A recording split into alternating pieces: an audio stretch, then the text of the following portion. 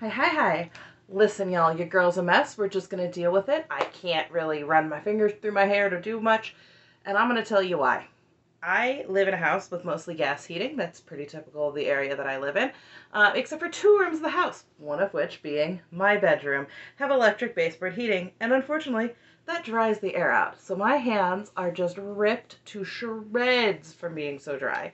And then on top of that, I'm opening a can and the can opener slips, and my finger, can you see that? Catches on the tin can and slices my finger. And so now when I try to do this, it hurts really bad. It hurts to do pretty much anything with my hands. So I'm a mess. It's okay, because I have fun things to share with you that are most definitely not as sad as that. They are sister wives related. So since the kids are in bed, the dog's in his crate, and I'm not sure where the cat went. She actually was here. Like, she was here snuggling with me not that long ago. I don't know where she took off to. We're going to get started. So, for those of you who are new here, hi, I'm Cozy. I like to snark on sister wives here on YouTube. I do want to remind you this video is for entertainment purposes only. This are just my opinions about public figures sharing their lives publicly on television. Not facts. Don't take them as such. Take them with as many grains of salt as you would like. So, one big piece of news, I happened to click on Instagram by accident. I wasn't even trying to go to the stupid app, and the first thing that pops up, Meri hard launched her new boyfriend. Apparently his name is Amos, and they've been dating since October. That's super exciting for them. So now she's got the dog, the boyfriend, the bed and breakfast. She is getting all of it, and I am actually really happy for her. I know I've said a bunch of times Meri is not my favorite, but I'm so thrilled to see that her life is going to be so much better now that she's chosen to walk away from Cody. And I think, honestly, that's all she really needed. And then I had made another short earlier today about Screen Rant putting out an article ranking the 8 worst things Cody has ever said about Robyn. And I was like, okay, well, let's read this. One of the things they mentioned in there was that Cody and Robyn could be considering renewing their vows for their 10th anniversary. I think I gave you guys long enough to catch up to what I said, because if you've been watching the show for as long as we have, you know that they got married in 2010, and 2010 was 14 years ago. So in May, it'll be 14 years. It won't be 10 years for their legal marriage until December. So I thought that was a paperwork shuffle, but I guess, since we already went out and had a nice steak dinner on our legal wedding anniversary this past year, since there's nobody to complain about it, maybe the paperwork shuffle wasn't as honest as we said it was. I would also bet they were probably doing that and going out anyway before everyone left too.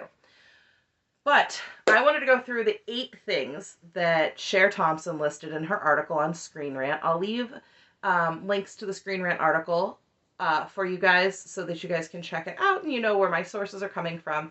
I'd hate for you guys to not know what's going on. So I'm going to start with number 8, because I'm not going to read the whole thing to you. I'm just going to give you the bullet points and discuss the things that I think about it. So Cody's tried to sabotage his marriage to Robyn. According to them, we know that to be true. They both told Suki that Cody has been actively trying to sabotage his relationship with Robyn, that they fight over stupid little things. I'm a little bit interested in that because Robyn was very vague. She could never really pin that down. And that she said that he's trying to push her away because he hates all women. And frankly, that's probably true. And I have a little bit more about that too. So number 7 was his marriage to Robyn isn't the same after the divorce. I don't recall him specifically saying that it isn't the same. I know he said everything was harder, but I don't remember him specifically pointing out that things aren't the same. But if they aren't, yeah, they wouldn't be, because instead of treating this like kind of a fun, exciting, sort of sneaky behind everybody's back situation, you have to treat this more like a monogamous marriage like the rest of us do. And let me tell you, sir, monogamous marriages aren't always as fun and happy-go-lucky as sneaking around with somebody probably would be. I wouldn't know. I've never done that, but I'm guessing based off of the way that people behave. Not every day is perfectly happy-go-lucky la-la Candyland. It's just not. It's not all beer and Skittles over here. You know what I mean? Everybody's going to have rough days. And so I'm sorry if things aren't exactly the same and now you're realizing what it really means to be with the same person all of the time, Cody. But hey, That's kind of what you signed up for when you let everything fall apart. Their next point was Kody wants a barndominium to get away from Robyn. I don't know if I agree with that. I wonder if the barndominium idea wasn't just to placate Meri, and all he really is looking for is a barn to store his garbage. But he could be looking for a barndominium for a lot of reasons, honestly. Number one, someplace to store all the crap he doesn't want. Number two, someplace to put Meri. I'm not going to finish that sentence. And number three, not that he has anywhere to put her anymore because she's gone and she's got a good life now. But number three, if he wanted a barndominium, why isn't it a place to put kids that live in he and Robyn's home? I don't necessarily think that it's someplace for him to run away to. He has expressed wanting his own place, but now that it's just him and Robyn and the kids, I don't know if he really feels like he needs that as much. Even if he did, maybe it's just like an office space. This one I found interesting. Kody compared Robyn to a family pet. Now, that one, it's a little bit more nuanced than just saying, she's a golden retriever, right? Because we know how Robyn feels about dogs. But instead of being like, oh, she's like a golden retriever, Kody does say all the time she's loyal and obedient. And I bring up golden retrievers because golden retrievers are very well known for being loyal and obedient, much like German shepherds and much like labs, which is really lucky for me because Graham appears to be a German shepherd lab mix. He's definitely German shepherd. We're not 100% on the lab thing, but we know he's German shepherd. And they are very loyal and very obedient. And I suppose that is, it hits the ear sort of funny in some ways. As someone who comes from a very traditional background, hearing someone being loyal and obedient isn't necessarily the same that as someone who maybe comes from a more progressive or more, I guess more progressive background might be. I'm not sure the other word I want to use here. If you guys have a better word for it, by all means, help me out. Coming from somewhere as a traditional background, hearing the word obedient feels different to me because obedience is not spoken about in the same terms in, say, like the Baptist church I grew up in, as it might be spoken about in, say, more secular regions. I'm going to try and come up with a better way to put that, but essentially, when I hear the word obedience, my immediate thing is, oh, someone who follows along, plays by the rules, and maybe gets along to go along. That might not be great. It might not be the best thing, but I don't necessarily think of someone who is completely subservient and has no voice. That's just not the way that I see it, but I feel like that might be more of what the picture is coming from with how Kody says things. So the article talks about how diminishing his words can be, and I agree, they can be very diminishing, especially if you take them in the context of thinking of them as discussing her like a family pet. But she is human, she does have her own devices, and she does have her own words, so I still think that that form of obedience of somebody who still follows the rules, who still gets along, still has a voice, because obviously I still have a voice to come to my husband and say whatever it is that I need to say at any time, but I still feel like I follow the rules fairly well of the relationship rules that we've set out for ourselves. So, he says, I vetted Robyn hard before I married her. And the implication being in the article that he treated Robyn, his relationship with Robyn, like a job. Okay. I'm not sure if I agree with that, because one of the points I make is that Kody didn't trust Robyn to share the truth initially, but instead relied on others' opinions to allow her into her life. That's a direct quote from the article. I don't know. I don't know if I agree with that, because it really seems like he and Robyn had made that decision before asking for the opinions of others, so I'm not sure how I feel about that one. But this one definitely, Robyn had the ick factor when Kody was courting her, and we all remember Kody talking about how there was an ick factor because she was divorced with kids, and how he wasn't sure that he wanted to bring that into his family. The article implies it's because he wasn't attracted to her. I don't think that's the case. The only person he's really said he was never attracted to was Christine. And we all know that doesn't seem to be the truth either. But I don't think it was that he wasn't attracted to Robyn. He clearly was attracted to Robyn. I really honestly think that it was just the factor of, like, I've got to say something here so that my wives don't realize just how intense this was. Here's another one that I'm not sure about that I might need you guys to help me with because I can't figure out where they're pulling this. This article claims that Kody accused Robyn of having an STD.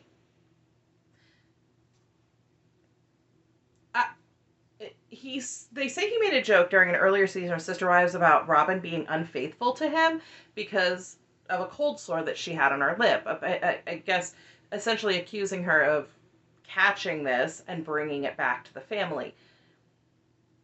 I don't like that. I don't specifically remember this happening. If you guys do are like, no, this was, and here's the episode, I would love to hear it. But like, I'm not feeling it. I'm not feeling it, y'all.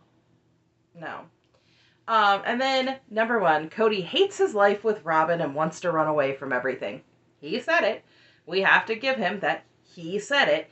And so, I'm sorry that he hates his life. I don't know that he specifically means he hates his life with Robyn. I think he hates everything about what his life has become. Being in the public eye can be very scary. Listen, there's not that many of you guys on this channel, and I am constantly running on a loop things I've said, like, oh my gosh, I don't want anybody to take that completely out of context or have their feelings hurt because of something that I said, or get upset about this or get upset about that. But at the same time, I have to go, you know what? I said it, and if I came across incorrectly, I will correct the record. I have no qualms about correcting the record. And so I understand that, you know, maybe he just wants to run away from that part of his life. He wants to run away from being in the public eye. He wants to run away from everybody seeing him, everybody talking about him. I don't know that he necessarily wants to escape his life with Robyn, though by saying in the tell-all that he was trying to run away to punish himself, I don't know. The article implies that Robyn is the only person who seems to be fighting for their relationship. And weird take, but okay. I'm not sure that I agree with that necessarily. I don't know that I definitely agree with the idea that she's fighting for their relationship. I don't feel like Robyn's fighting for anybody's relationship. I feel like the thing that Robyn is fighting for most is her paycheck. And a part of me feels that way because she is the only person that's continually out here calling everybody sister wives. And we know that part of that has to be because what else is going to keep the show going? I said this in my Q&A and I'll say it again. I honestly don't think that we're getting much more past season 20. I think season 20 is going to be the end of the series. And I think that that's really just to tie up the loose ends. We need to tie up the loose ends of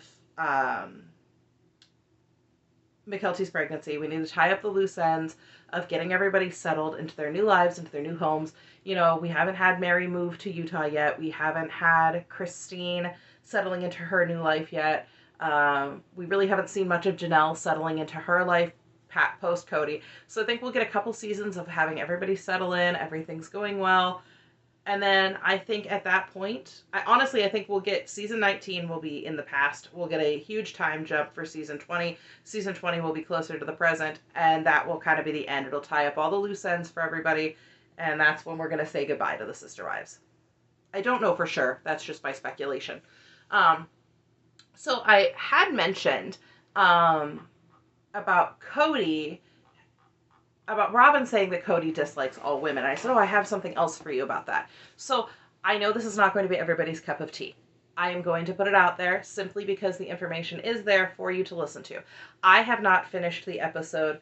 I ran out of time to finish it. I try not to listen to podcasts when my kids are around simply so that I can pay more attention to them. And unfortunately, nap time got cut short. Cody's brothers have a podcast. It's called The Brothers Random. They talk about a lot of different things. They talk a little bit about their lives in polygamy, but they talk about a lot of pop culture stuff. And one of the episodes that they did recently, I believe it was like 5-ish days ago, maybe 6, they did one about what the manosphere gets wrong. And I only bring this up because a lot of the things that they talk about as they're talking, it almost feels like, and I know it isn't, I already know that it isn't, but it feels like it's sort of an open letter to Kody. Like, hey, you mentioned this on your show. You mentioned being part of the manosphere. You need to hear this. You need to back out of this. This is not okay. This isn't good. Because a lot of things that they describe, they describe it in a way where they're talking about specifically men who have been left and have felt rejection. Um, at least the part that was stopped at, and it feels very much almost like crying out to their brother, hey, pay attention, pay attention, pay attention. These are things you need to know. These are things you need to hear. So if you're interested in hearing Cody's brothers talk, like I said, their podcast is called The Brothers Random. I do believe you can find it pretty much anywhere with podcasts. I listened on Google Podcasts. The very beginning, the very first few episodes, they do talk a little bit about their background growing up in a polygamous family. I don't listen to it very often. I don't listen to every episode. I've only listened to episodes where it has been things that it feels like are specific to their polygamous upbringing or specific to things that are going on sort of with the Sister Wives show. It almost feels like sometimes they touch topics that are very relevant to that, which would make sense because obviously if you're Cody's brothers, you want to use something to your advantage to get your podcast out there. But hey, what do I know? So those are just a few things that are going on. Those are just a few things that I have seen, that I have found out, and I just wanted to share with you guys. I am going to get my Christine wedding video out here pretty quickly. I don't know if it's going to be tomorrow or the next day. It just depends. But I am going to get that one out and ready for you guys. I think that this one's only going to be one video. I don't think I have enough to say about it to make a two-parter. I really don't. And then following that, we'll keep up with anything that's going on Instagram. And then next week, I'm going to get out my first video of the rewatch. And we're going to see what kinds of things that we can find going back over the series with all of the knowledge that we have now. With everything that we've seen now. And see if there's anything that we can pick up on. Anything we can catch that we didn't catch before. Or just have fun rewatching a series that has been on for forever and we've all just enjoyed. And then at some point I am going to open up a poll on the community tab for other shows that we might be interested in watching and recapping. Probably, just fun things, Married at First Sight maybe, or Below Deck, or things like that. And just kind of catch up and see where we can get to. The other thing I wanted to ask is, anybody watching Daughters of the Cult? I intend to watch Daughters of the Cult on Hulu. It is about the LeBaron group. Once again, that is Christine's mom's family. And I do want to recap those episodes, but I don't want to ruin it for anybody who hasn't seen it yet. So let me know if we should watch Daughters of the Cult, because I'm kind of excited to do it. All right, that's everything I have for you guys. I am exhausted. I think I'm going to go lay down and, give the puppy a couple kisses before he goes to bed too. So I hope you guys have a fantastic evening, and I'll see you back soon. Bye!